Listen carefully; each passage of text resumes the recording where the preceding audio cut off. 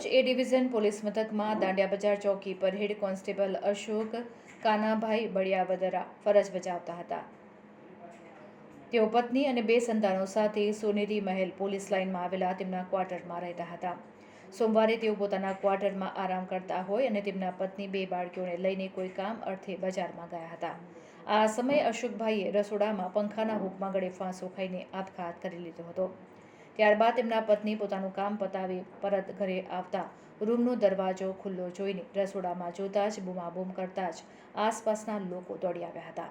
આ ઘટનાની જાણ એ ડિવિઝન પોલીસ મથકમાં કરવામાં આવતા પીઆઈ વીયુ ગડરિયા અને પીએસઆઈ સહિતનો સ્ટાફ તાત્કાલિક સ્થળ ઉપર દોડી આવી મૃતક અશોકભાઈને નીચે ઉતારી પોસ્ટમોર્ટમ અર્થે ભરૂચ સિવિલ હોસ્પિટલમાં લઈ ગયા હતા। હેડ કોન્સ્ટેબલની આત્મહત્યાનું કારણ હજી બહાર આવ્યું નથી, જોકે તેઓએ રથયાત્રાના બંદોબસ્તમાં પણ ફરજ બજાવી હતી। હાલ પ્રાથમિક મળતી વિગતોમાં હેડ કોન્સ્ટેબલ ડિપ્રેશનમાંથી પસાર થઈ રહ્યા હતા અને તેઓની ડિપ્રેશનની દવાઓ ચાલતી હોવાની વિગતો પણ બહાર આવી છે। તો બીજી તરફ પત્ની સાથે કોઈક વાતને લઈને બોલાચાલી થઈ હોય અને તેમાં તેમને લાગી આવતા આ પગલું ભર્યું હોવાનું પણ ચર્ચાઈ રહ્યું છે। જો કે આત્મહત્યા પાછળનું ચોક્કસ કારણ તો તપાસ બાદ જ બહાર આવી શકશે।